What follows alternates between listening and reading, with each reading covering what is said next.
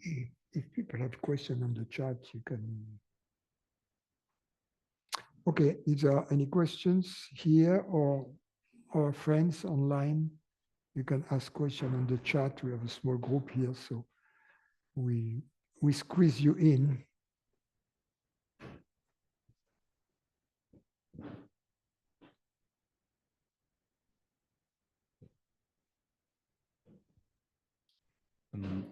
On the experience of understanding, in a lot of traditions, or there's the notion of remembrance or recollection, like in samadhi and anamnesis, or the original face, the face you had before your parents were born, and also in recognition. There, in all of them, there's this notion of remembering, but also, I guess it doesn't refer to a remembrance in time. So I don't know if you can talk about that. It doesn't refer to the remembering of a phenomenon. It's a recognition of our true nature.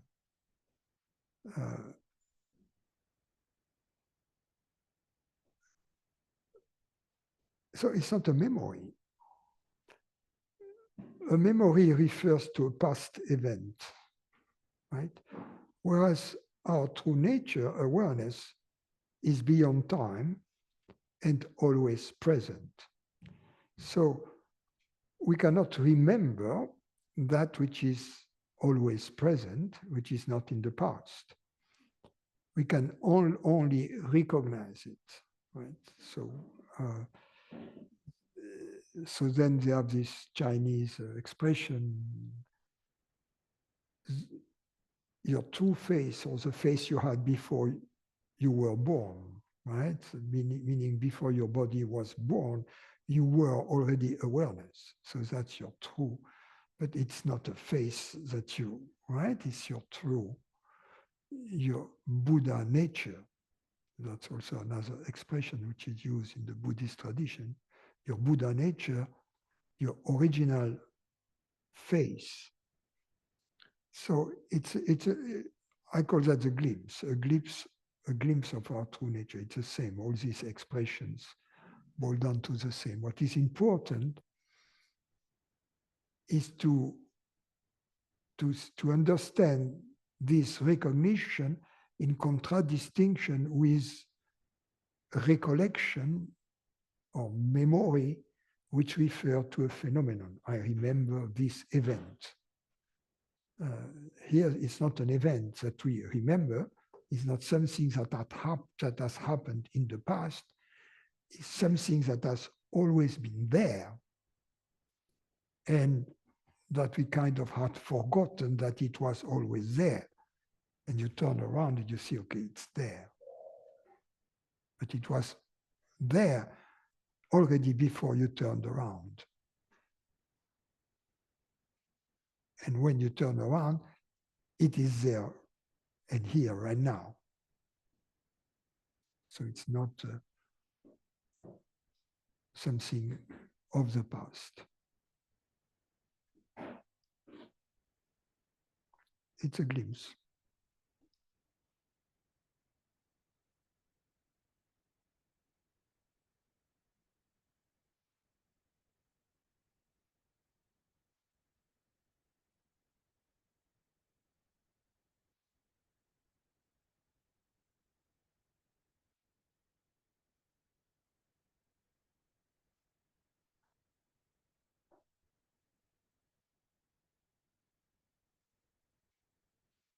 Another way to put it is to understand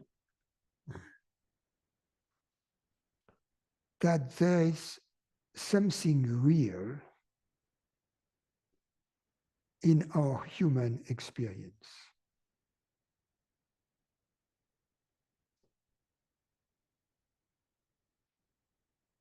And the way to understand that is with the analogy of the dream. Even if the phenomena that are perceived in the dream, the events, are an illusion, nevertheless, something real was going on, right? There is an element of reality that attaches to the dream. So it's the same here. To any perceiving, to any perceptions, even if what is perceived is an illusion, there is something real. Any manifestation implies a real background, a real substance, a real something that allows for its existence, right? So any perception implies an underlying reality. So if we define mind as the totality of our perceptions, there is necessarily an underlying reality to mind. Mind doesn't exist up in the air without a support, a substance. And the substance of mind is consciousness.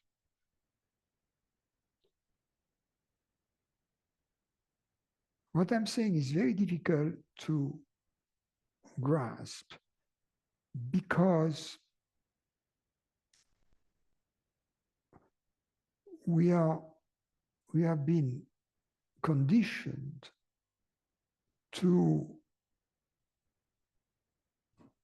believe that consciousness is some kind of thought. And as a result, that it is as flimsy, as evanescent, in other words, as unreal as thoughts are, right? Thoughts are seen as belong to the same category, more or less, as dreams, and not to the same category as chairs. Chairs, physical stuff, we see that to be real. But thoughts, much less, because chairs have a longer existence. They remain seemingly identical to themselves for longer periods of time. Although that is not true in the long run, the chair is going to disappear. Everything which is created the mountains are going to disappear, the planet is going to disappear, the universe is going to, everything comes and goes, right? It's only a question of time scale. But we forget that. We forget that everything that comes and goes requires a background that doesn't come and go. You see, a background of reality. And because the physical stuff seems to come and go slowly, in a first approximation, we assume that it doesn't come and go, that it remains identical to itself. So that's the first mistake we make. First mistake we make is to see physical objects as objects that don't change. Whereas in fact, everything we perceive is movement. Everything is constantly changing, evolving, appearing, disappearing. That's the first. And the second mistake we make is to believe that the reality of perception, the reality of mind, is itself a perception. That the reality of thought is a thought. In other words, we believe that that which thinks thoughts is itself a thought, which is absurd on its face, right? Because a thought doesn't think another thought. You see, the thought of an elephant doesn't think the thought, what am I going to have for breakfast, right? A thought doesn't think another thought.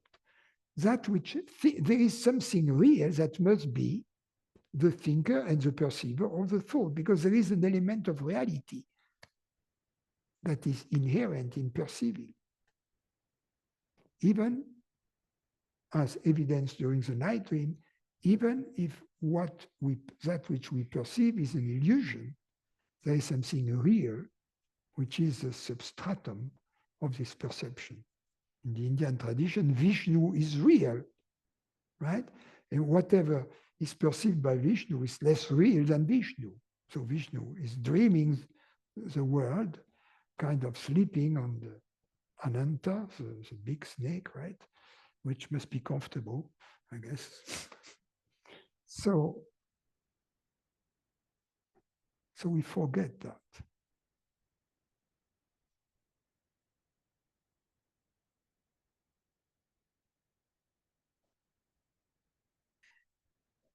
We forget that consciousness must be real, and that's a glimpse.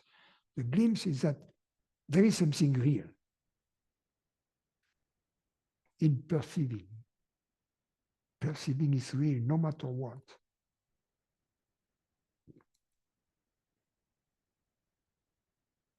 Another way to look at it is to say, even if whatever we perceive is not real, we are not making it up. There is still something, whatever we call it, you see. And this consciousness is really the centrality of our human experience, because it is the only thing which is always present in our human experience. Everything else, even the body, is not always present. You see, the reality of something has to be always present when the something is present. The metal a piece of jewelry is made of, the gold has to be always present when the piece of jewelry is present. Because without the gold, which is its substance, you don't have the ring or you don't have the bracelet. You can have the gold without the bracelet, but you cannot have the bracelet without the gold, you see? So the same idea is here. You could have consciousness without any specific thought or perception. But you cannot have a thought or perception without consciousness.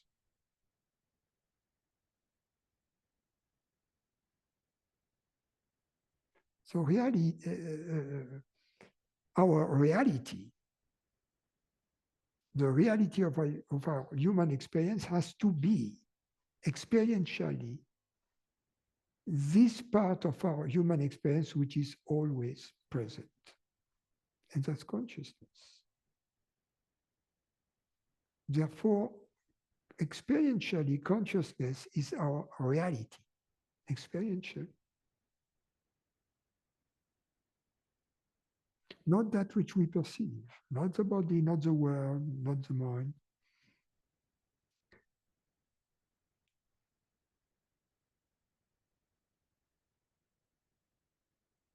And then if you connect this recognition that experientially our reality is consciousness, with the understanding that there must be only one reality, then it follows that our reality has to be the reality of the world. You see? And we can look at it from the other side. Let's assume I am my body, but even in this case, the body is part of the world. So the reality of the body has to be the reality of the world. They share the same reality. They are made of the same. bosons and fermions.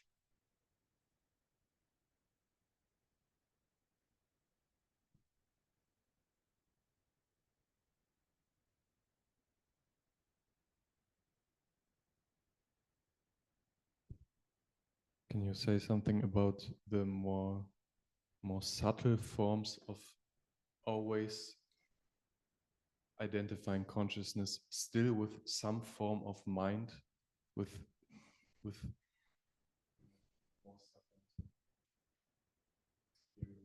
It's not that complicated because it's not that complicated.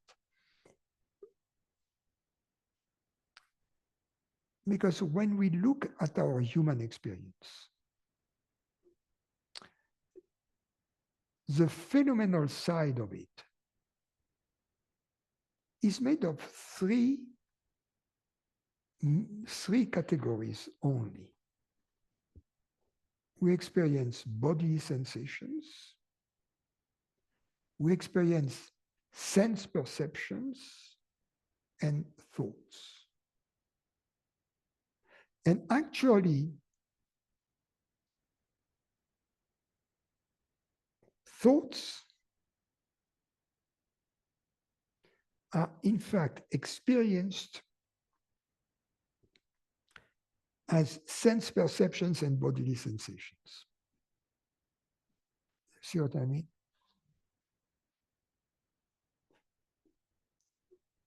For instance, we can sing a tune in our head, right?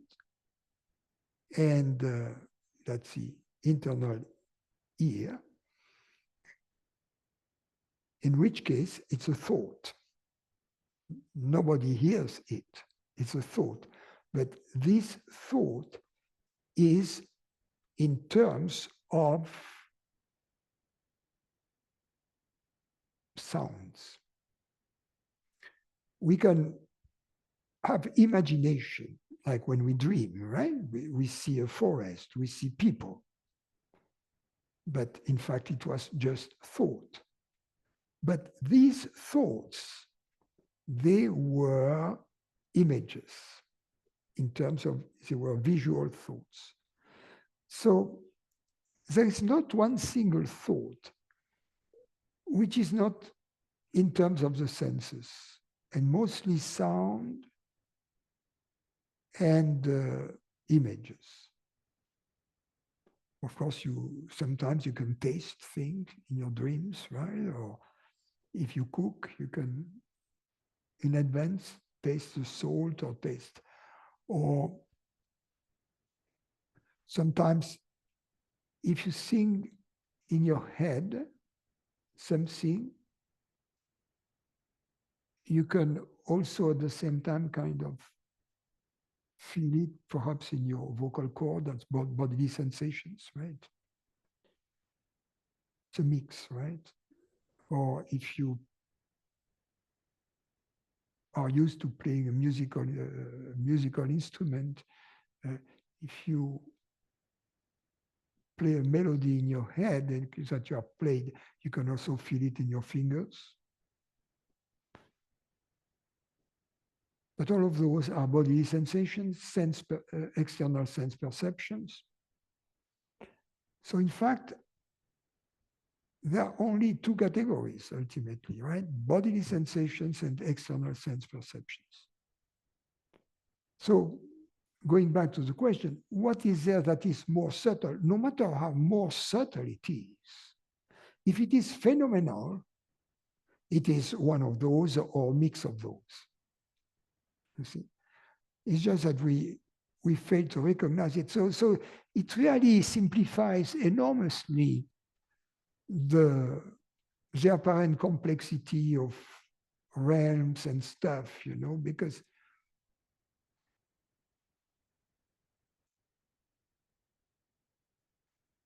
so basically it's either phenomenal in our experience, and the other side is the noumenal, the consciousness, the reality part of it, which is invisible.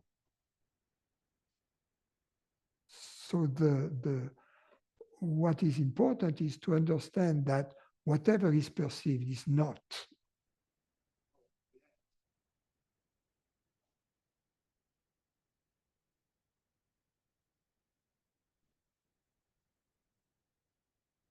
Something happened here? No? Is it working still? Yes, good. That's very important because there is this tendency to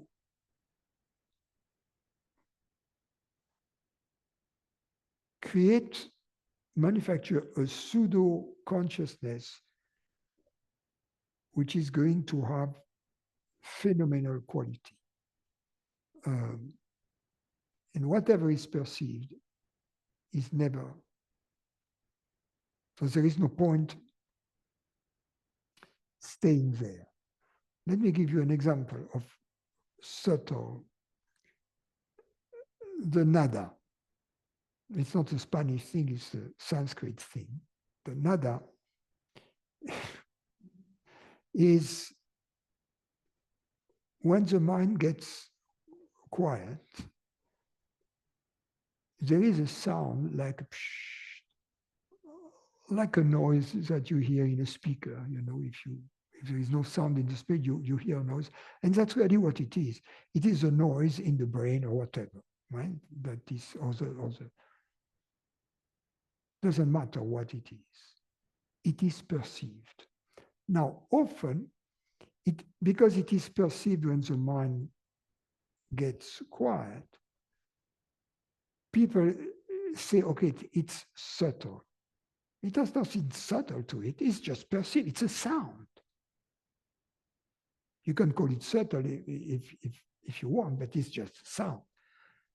But if you call it subtle, then you are going to focus onto it.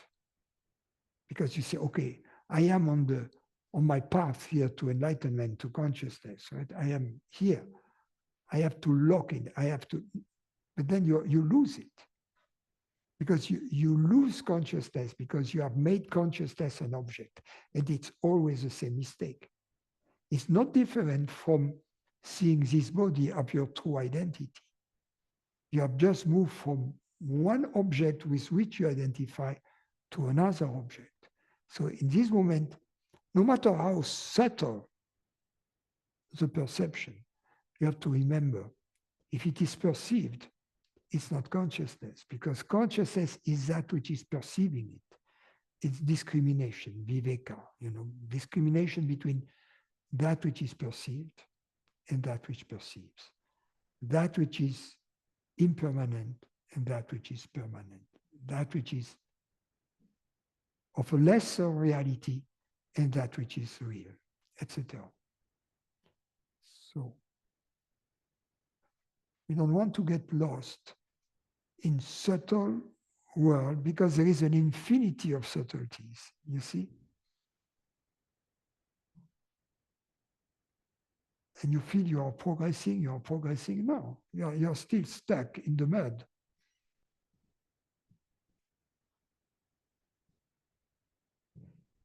And same as for, I don't know, the golden triangle of Pythagoras is nothing.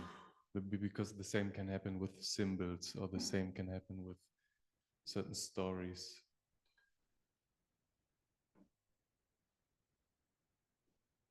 Yeah.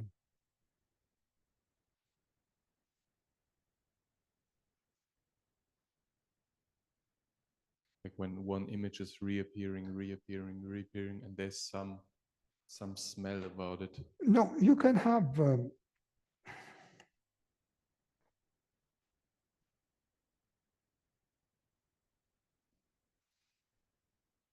the perceptions that come directly from the source, and they have the power to take us back to the source, if you will. And for instance, some music, some words of wisdom, some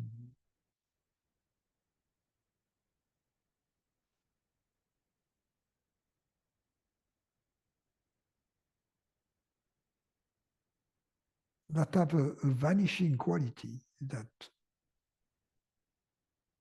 if we follow ultimately, if we follow that the tantric path, if we follow any buildup of energy up until the moment when it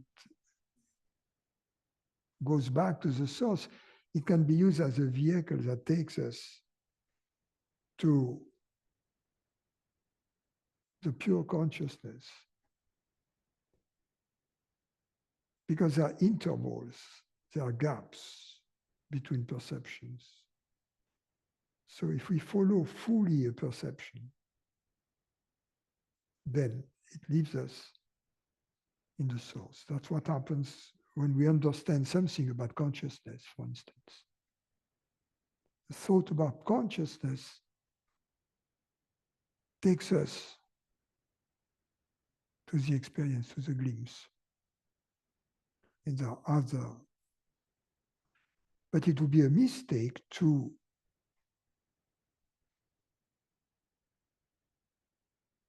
have a confusion between the vehicle that takes us to the party and the party.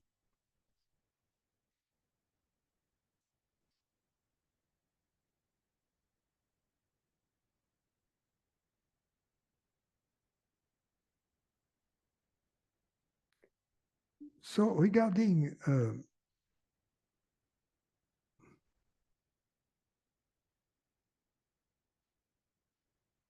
what you say about Pythagoras,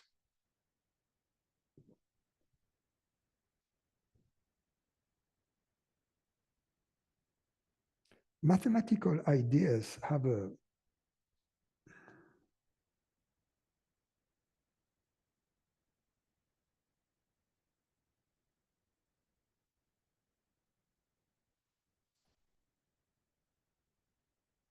a quality of eternity.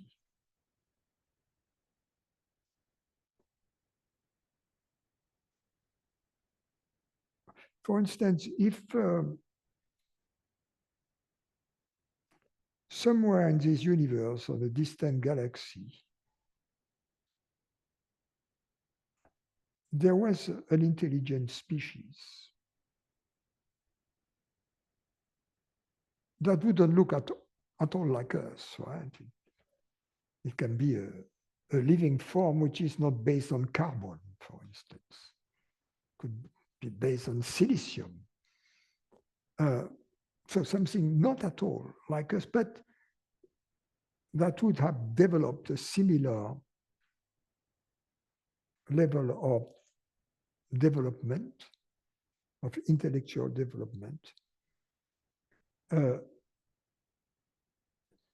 They would have come up with the prime numbers. And the prime numbers for them would be the same as the prime numbers for us. And if they had developed their knowledge of the prime numbers, they would have discovered that the law of rarefactions of the prime numbers is based upon a transcendental number which is called E, right? The number E. And they would have discovered the number pi, which means that the prime number and the fundamental number of mathematics, such as pi and E, have an existence which is independent from human minds. They are out there somewhere, but they are not in the world. So where are they? You see, when mathematicians discover new properties in number theory or whatever, when they develop mathematics, they feel that they are exploring a territory that pre-existed its discovery.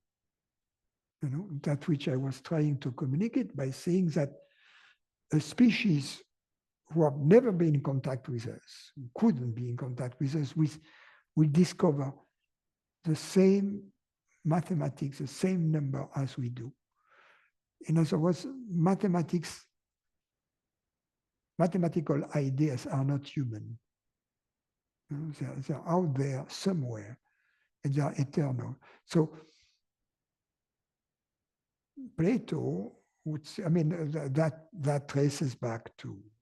So there is because of these eternal qualities, there is a divine quality. You know, those Pythagoras, I think it's Pythagoras says, "Otheos ae geometrai." The God always geometrizes. Yes, and Plato encapsulated that with the notion of the world of ideas, right? So the mathematical ideas part of that, but there is the truth, love, beauty, the three fundamental trinity of the Platonism. So the realm of ideas, of which the forms that we see on planet Earth are just a pale representation in time of something which is out there eternal. So that, I don't know about that. You see, I don't know. I don't know about this view of Plato. I'm not sure. But definitely there is something divine about mathematics. You know, there is this saying that God invited the natural number, and then man invited all the other ones, you know, rational, real, complex, etc. Perhaps.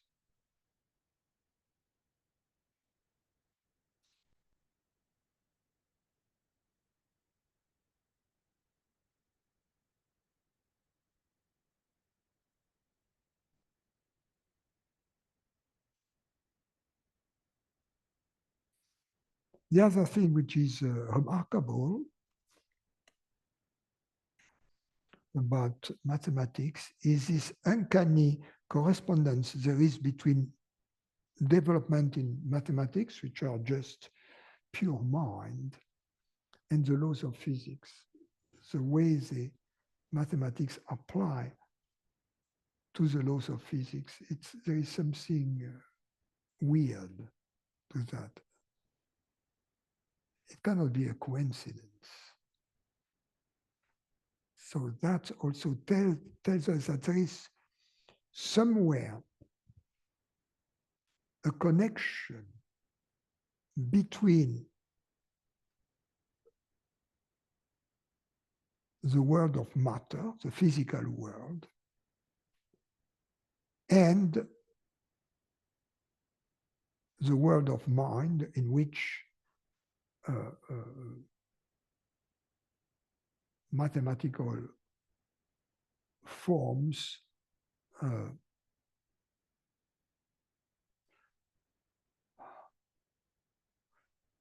can be conceived of. So where do they connect? You see? These two worlds. Strange.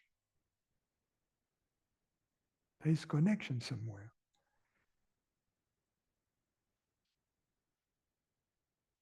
Don't remember what the expression is. I think it's John Wheeler, the physicist, who used this formula, this uncanny correspondence between mathematics and physics. There is something very interesting there. And what that tells us is that there is a bridge somewhere between these two worlds, and it has to be beyond the physical, and it has to be beyond the intellectual realm. There is a place out there where they connect behind the scenes, and of course it's, for me, it's clear, it's consciousness.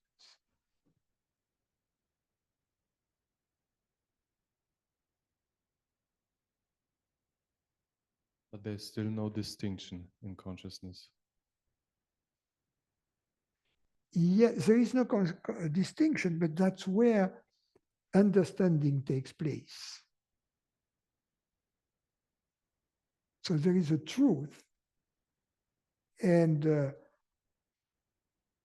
when we look at the process of understanding, we start with objects, and these forms that these thoughts or these representations get simplified, and at some point nothing is left, and there is just understanding, you know. And then we can formulate it, you see? We can formulate it using objects, using words, such that one who has already the necessary prerequisites, by contemplating the same forms, at some point say, yes, I get it. But the I get it moment is magical. The form is not there anymore. Yes, the form vanishes ultimately in that which stands under the forms. That which stands under the form appears at that moment of the vanishing of the form is pure consciousness. And because in pure consciousness, there is a totality there in a potential quality. So somehow the question was asked, gets reduced to its understanding in this intelligence. And that's a moment of creativity, right? Also. In other words, ChatGPT doesn't understand. You see? ChatGPT has access to information, but doesn't have access to meaning. So meaning is interesting. You know, the distinction between information and meaning. That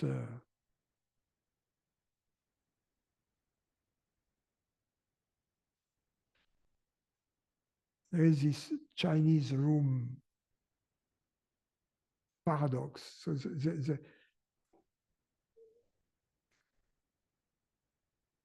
there is a Chinese guy in a room who doesn't speak French or English, but he has at his disposal a huge French-English dictionary, right?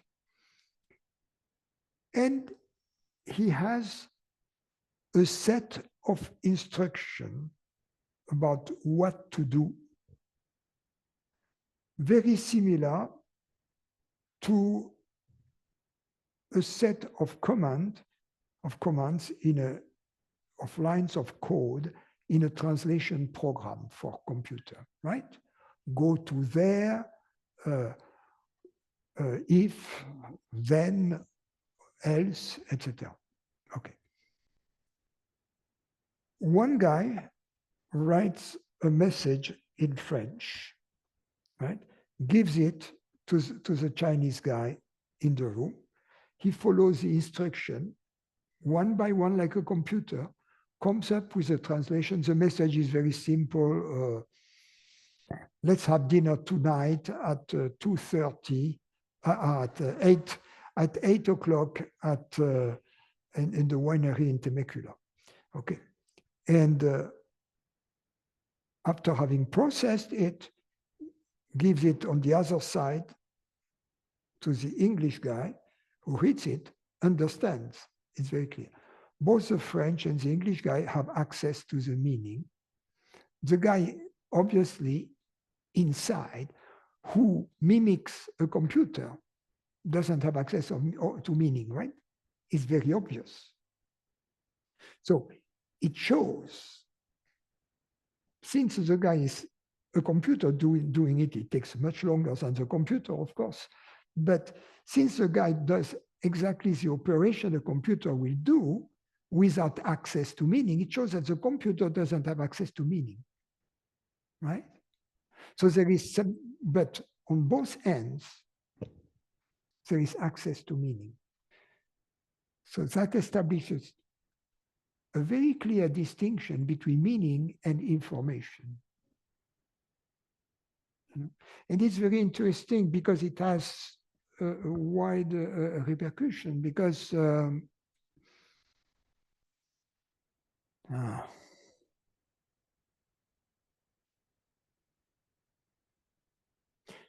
Because from the vantage point of the modern vantage point of physics, right? Our view of the world, they are conserved quantity, and such as energy, mass, energy, right? But also information. There is something important in the laws of physics, that information gets conserved. In other words, we call it unitarity, that the evolution of a system, even a quantum system, kind of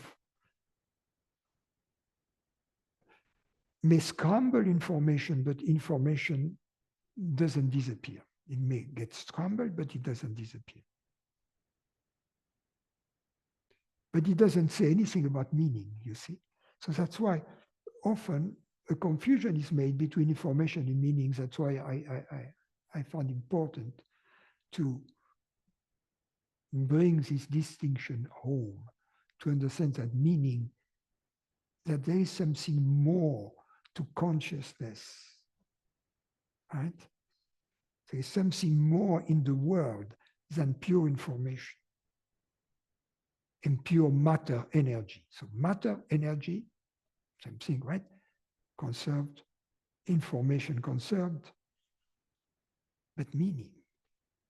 Meaning is something else.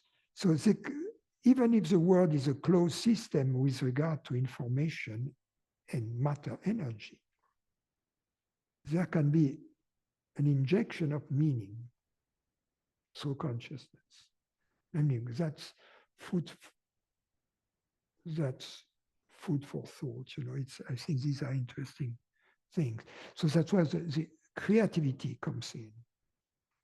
That we are not a closed system, that within us there is this intelligence which is not just matter, energy, and information. So in a sense, there's only one meaning. Only one intelligence, yes.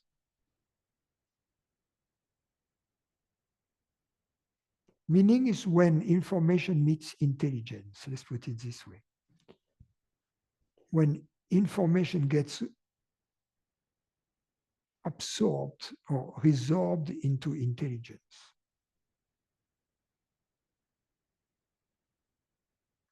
But if you think about it, it's one form of knowing. Another form of knowing is perceiving, because perceiving is already knowing, you see?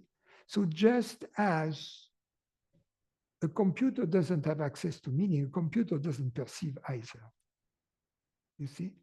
In other words, you can attach sensors to a computer, right? You can digitalize the information of the sensors. It's done all the time, right? And you can process this information to a computer. You can output it in a digital form, and you can convert it into analog, etc. You can do all of that with a computer. Question: does the computer perceive? No, for the same reason. We go back to the Chinese room. Same reason. It processes information, but it doesn't perceive. To perceive is to know. You see, is to have. So only consciousness perceives, only consciousness understands. And we know that because we know that it is the same reality that perceives and that understands. We don't move from one perceiving reality to an understanding person. It's we, whatever it is. Let's put it this way. Whatever it is that perceives is also that which understands. So because we have shown that access to meaning is by consciousness, it means that that which knows also, it means that that which processes information doesn't perceive, doesn't know.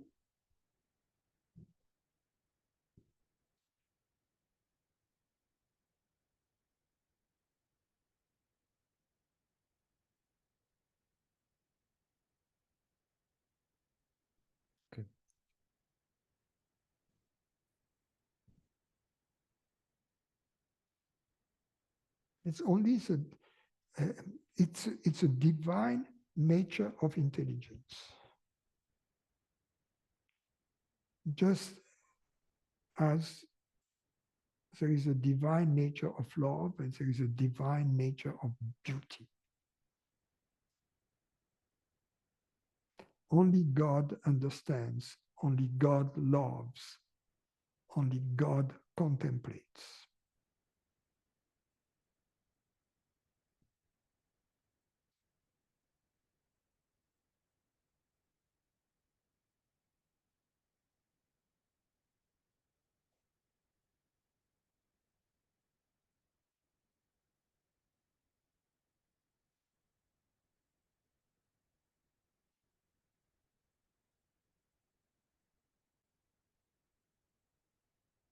And once we access this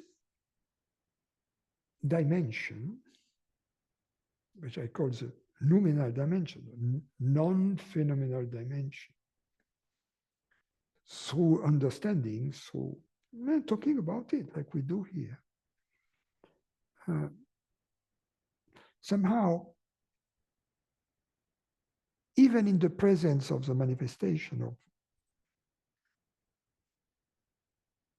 phenomenal perceptions, the background of presence remains.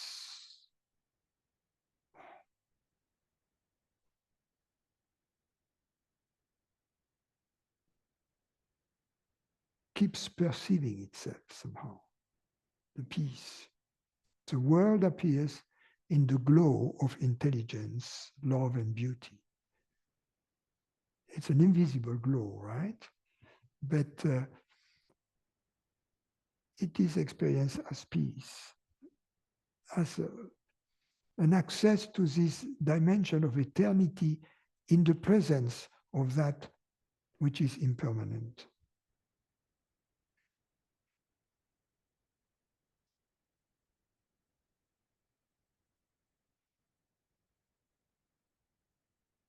So in India, where they have a word for everything, the glimpse of understanding is called nirvikalpa samadhi because there is no perception there.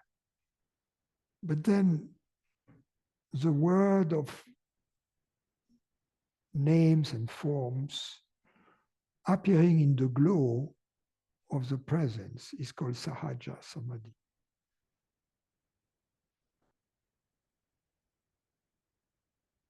And it's important to understand that because then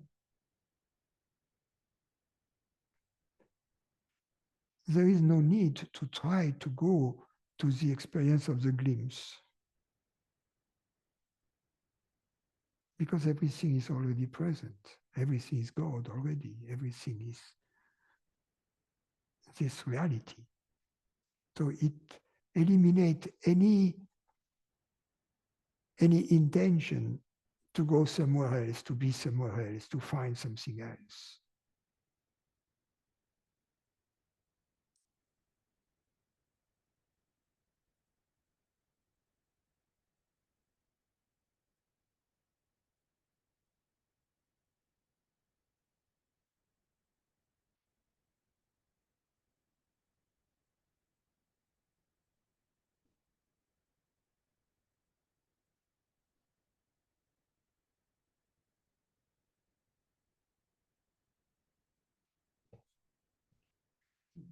Hi.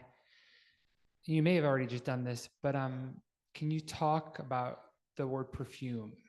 When you, That's what I was yeah, talking about. yeah. I just It's just a Sufi version. I just know that sometimes here there's a preference In for India, they call it, I don't know, Amrita. Amrita? No, why not? I just know that sometimes here there It's can more be liquid.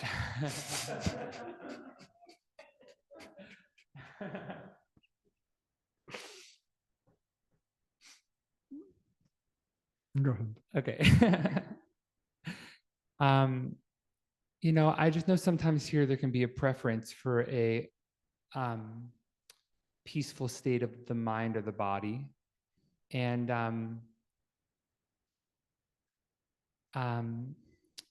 but I know that that comes and goes. And I just want to,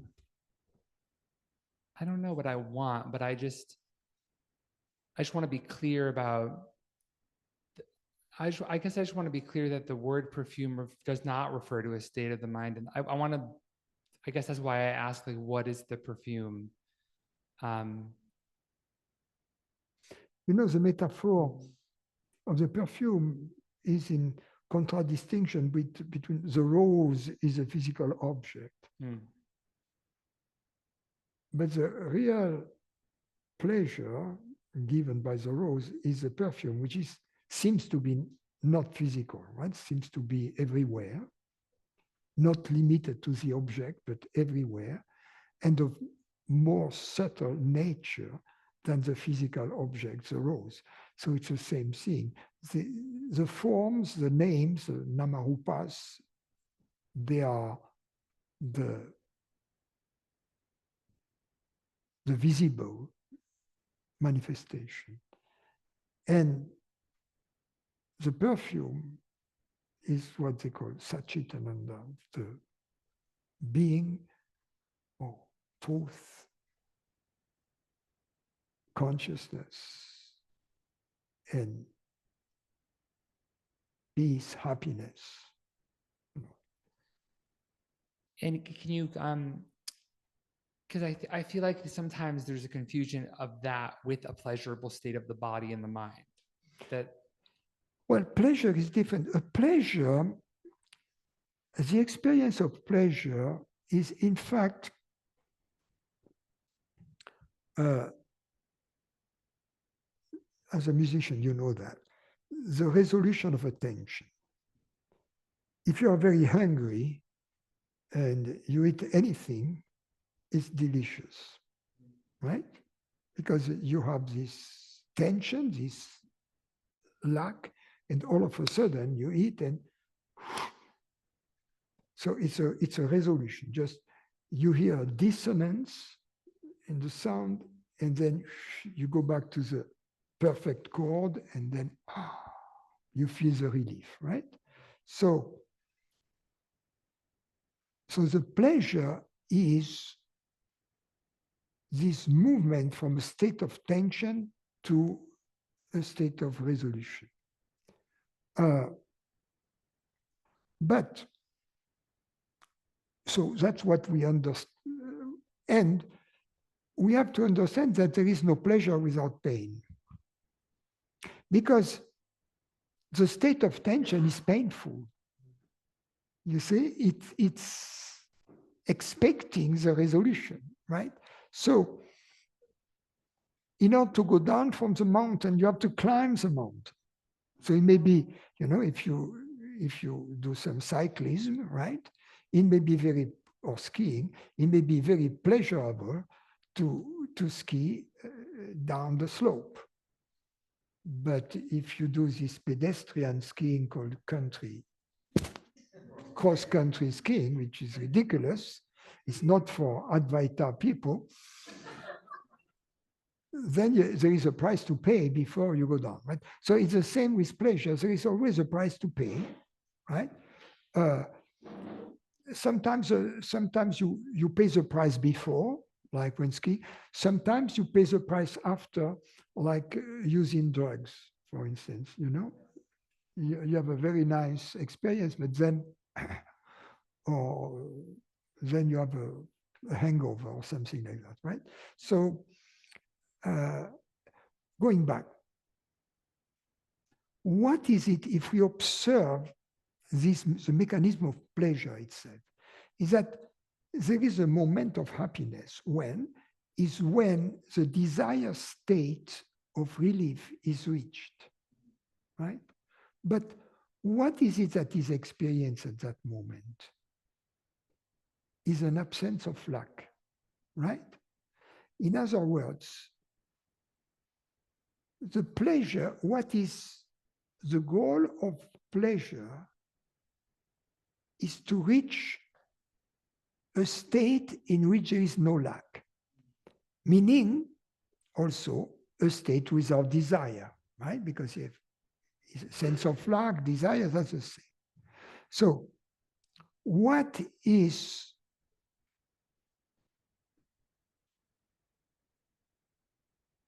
happiness? The experience of happiness is the experience of a state without desire, without lack. So then when that is understood, we can ask ourselves the question, well, instead of trying to reach the desireless state through the fulfillment of a desire, which requires for us to climb the mountains instead in order to ski down, right? Why not aim directly for the desireless state? You see? It's when we understand what we really want, we don't want pleasure. We want peace. You see, it's very different. And then you could ask, you could say, well, that's not true. I want more than peace. I want joy. But peace is in the absence of objects, in the absence of movement. But when there is movement, movement in peace is joy. You see? So my friend and sage, Ivan Rama, he had this beautiful sentence,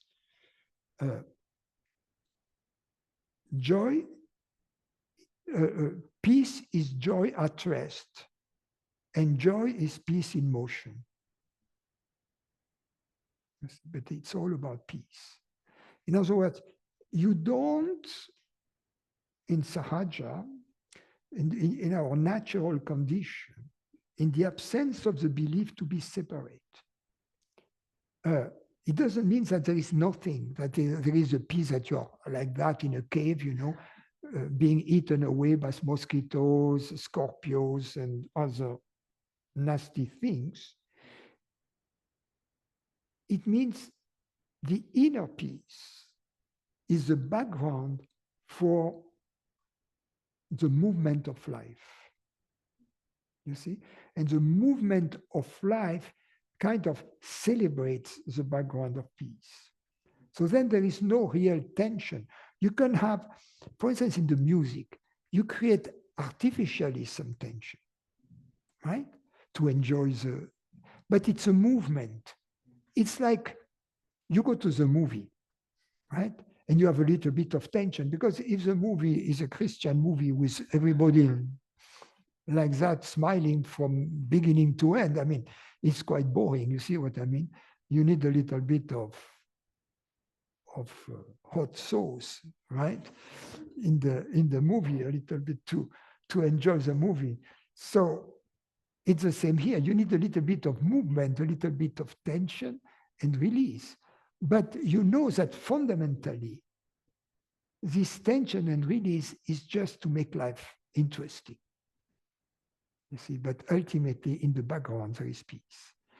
So the idea is not to leave the peace in the background and then to enjoy the movement of life, you know, with everything, the diversity, everything it has to offer from moment to moment. And I think I'm asking this question more because I want to understand when the body and the mind are in a state of tension, or when it feels like there's a pattern of resistance coming up, what's important for me to see. I mean, not in a hypothetical moment, like right now, if there's discomfort there's discomfort in the body, and I can go back and I can take it away from the concept and go just to bodily sensation. What's important for me to know?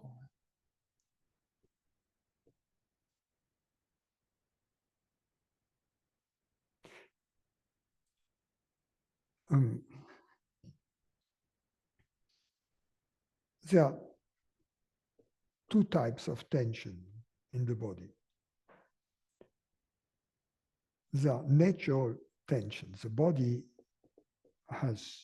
is wired in a way that if a rattlesnake was all of a sudden coming under your chair, you would experience some tension, you know. And if Ramana Maharshi was there sitting on his tiger skin, right, and the cobra would come out of the tiger skin, Ramana Maharshi would experience some tension, I guess. Come on. You know, especially the cobra. It's normal tension. The body is designed for survival. The body doesn't like a cobra being close, coming too close, right? Or a rattlesnake for that matter. What is detrimental to happiness are tensions that are there for no good reason. And these are the tensions that are predicated upon ignorance, the belief, avidya, the belief to be a separate consciousness, a limited being. Then there is a constant level of fear in the body that becomes chronic and becomes, because it has become chronic, it becomes a little subconscious. So subconscious means, it doesn't mean unconscious. Unconscious means it's not perceived at all. Conscious means it's fully perceived. Subconscious means part of it is perceived and gives you a sense of impending doom somehow, and you don't want to look in it, right? You don't want to let it come to the light. And so there is this uneasiness about it. Now, the source of all these tensions is ignorance. When you have a glimpse of your true nature virtually, the knot that is in the body gets cut. But for a while, the tensions of the knot remain. But because they are not held together by ignorance, they will get released. Yoga is a deliberate activity, the goal of which is to facilitate this process. In other words, the universe and the natural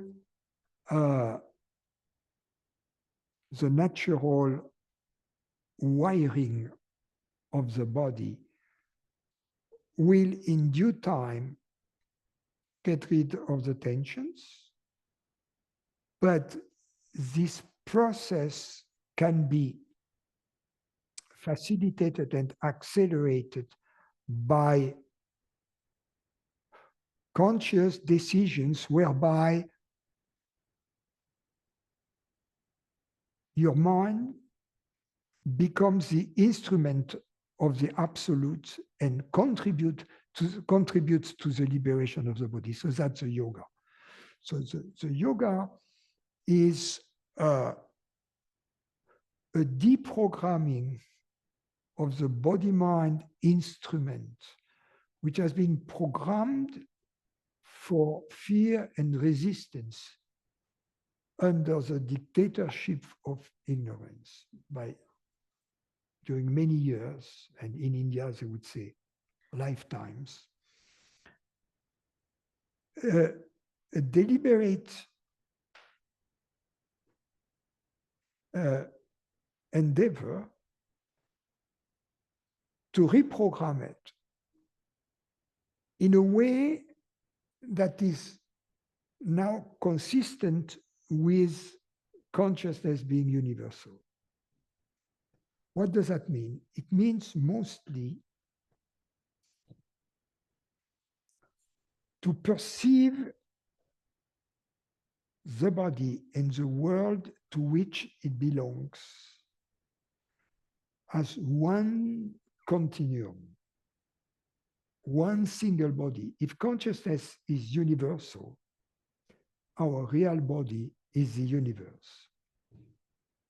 You see, our real body is the universe.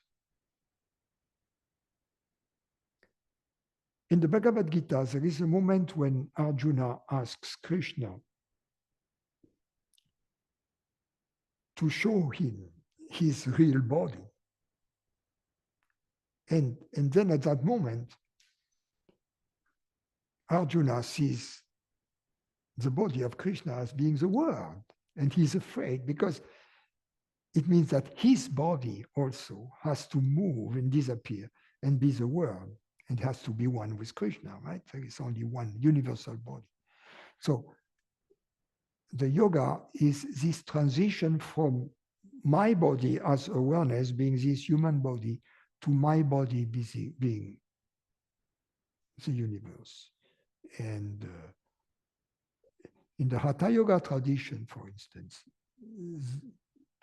this stage is called pralaya, which is kind of the dissolution of the body in the world, the abolition of the separation. And that leads to the next stage, which is a natural condition. They call it dhyana, meditation, but it means, in this case, the natural condition. So that's the goal of the yoga. In other words, going back to what I've said, the necessary condition is a glimpse of our true nature through which the knot of ignorance gets cut. Then we can cooperate to the realignment of the way we perceive the body and the world to bring it into compliance with the universality of consciousness. So if there's a feeling to be separate, would you recommend change? I actually heard you say this in a dialogue that if you want to, not a requirement, but for fun, to change the way. Well, if there is a belief to be separate, we have to first to observe it, to understand it. In other words, we don't want it to remain subconscious. We want to take it from the subconscious closet into the full light of consciousness. So what does it mean? It means I have a vague feeling of being separate. I have to look at it. It may be something here, right? And this thing here, the goal is not at all to make it vanish, because the mistake that people make is they feel a contraction here. And they believe that the goal is to get rid of this contraction. Not at all. The goal is to understand what does this contraction tell me? Am I this contraction? That's a real question. Am I this contraction, or am I the space in which it appears? That's a real question. Am I? What am I? Am I this contraction here? And the answer obviously is no.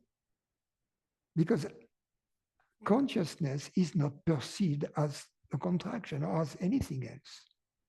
That which perceives a contraction is not a contraction, right? So that which perceives this localization here is not localized. You see, that's all that needs to be done.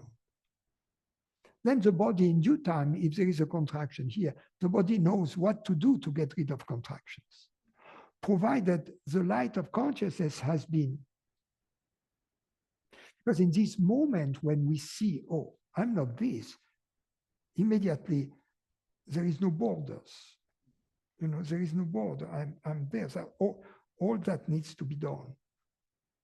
But if we focus getting rid of this, then we start micromanaging the body.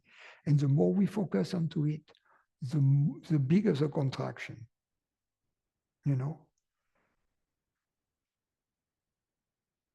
The body knows how to relax, provided there is this understanding of the uselessness of the contraction. The body is very economical. The body is naturally lazy. If the body has seen the uselessness of an attitude or of an effort, the body will stop it. So we have to understand. And our natural condition is to be everywhere. Is this pralaya, this dissolution, this absence of borders. So in the yoga, we can cultivate it. It's far more important, far more beneficial several times during the day to feel what is it that makes me feel I am here and not everywhere. Because if I look at it, I have no reason to believe I am here rather than there. You see, to go through this process and then enjoy seeing that whatever makes me feel I am here and not there is not true. I have a wrong interpretation of a bodily sensation, that's all. The bodily sensation pretends I am here. No, it's just a bodily sensation appearing in me. I am everywhere. To do this several times a day is far more important than to focus on this bodily sensation here, this contraction, and try to get rid of it. Because the more we try to get rid of it, the less successful we are going to be. Okay, thank you.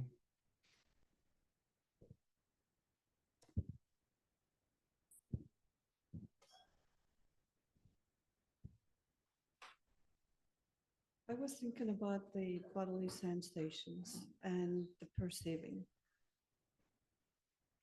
I always thought that the bodily sensations and sensory perceptions depended on the sense organs.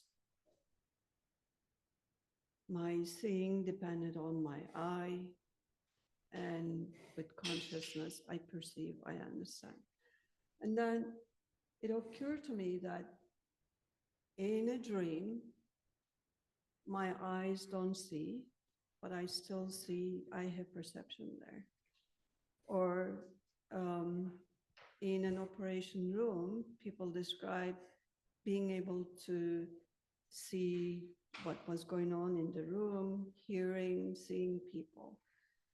So I came to conclusion that actually Then they complain with the anesthesiologist.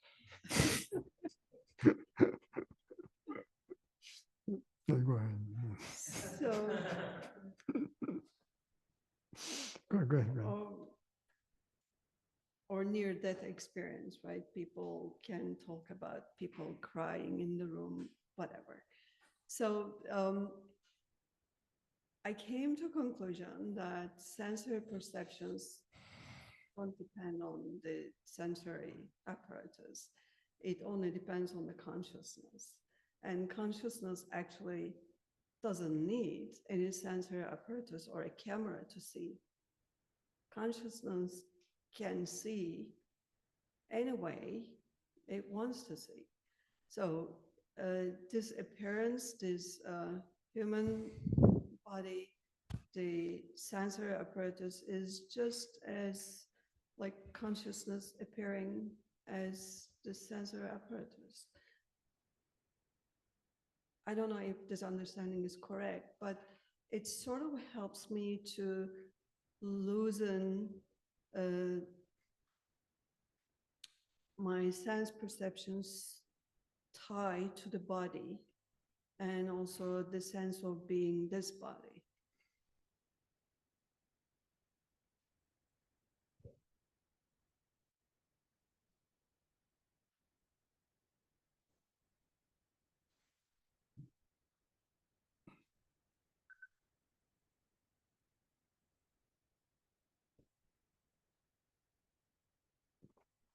Yes. The problem with that is that you can still be a limited mind. You are following me?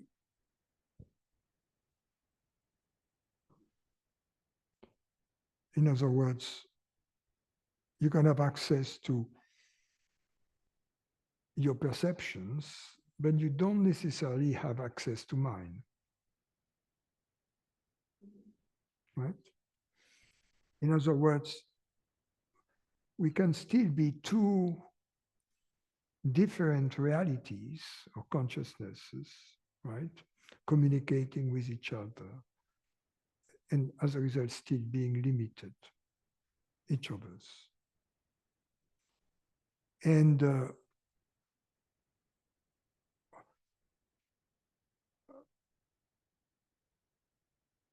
the problem with a limited consciousness is that it can be affected somehow, potentially, by the rest. If something is limited, right, there is something outside that can affect it, right? So there is no peace the moment what I am can be affected. It's interesting in that sense that it gives you some distance from the body, right? But another distinction is important to make. It's between consciousness and the mind. Between just as you understand that in a sense, an external world a priori is not necessary, right? Everything could be a dream without an external world being there, and everything be a creation of your mind, right? But just as you are not the external world, because it couldn't be potentially there, and you're still here, in the same way, you as consciousness are not the mind you perceive, meaning the perceptions, right? And then where are you? You see, you are nothing, nothing perceived. That which perceives is not perceived. That liberates you from being limited. That which can be perceived is limited. The beauty of you as consciousness not being perceived is that it gives you the possibility, it opens the possibility for you not to be limited. You see? And then as a result, it opens the possibilities that your consciousness and my consciousness and everybody's consciousnesses, we share it. That it is our common ground, our common reality. You see? And you see that the perfume we were talking about earlier on is when we live spend some time here in a group like this, at some point, we feel the perfume, and the perfume is precisely this deeper knowledge, this deeper experience that we are the same consciousness. That's how it manifests. It manifests in the form of peace and happiness.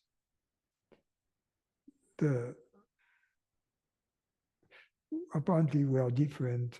All these forms are different, but behind the forms we are one, you know.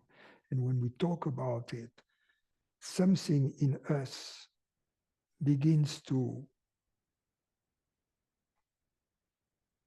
to experience it, to understand it, to experience it.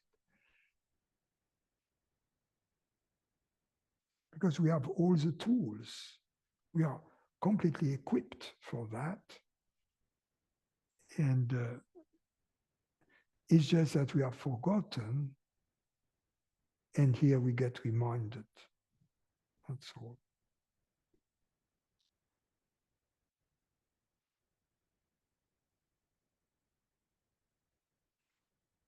So the process, which is called discrimination, which means I'm not this, I'm not discrimination between me and the body, what you did, has to be extended. Just I'm not the body, I'm not the world, but I'm not the mind either, because I perceive it.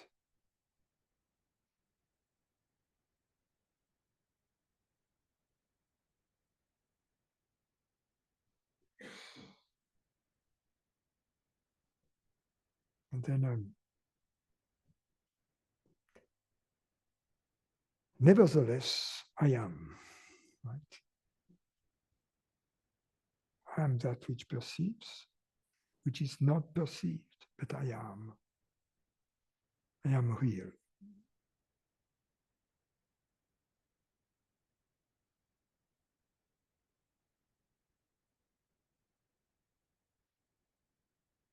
Not as a body, not as a mind.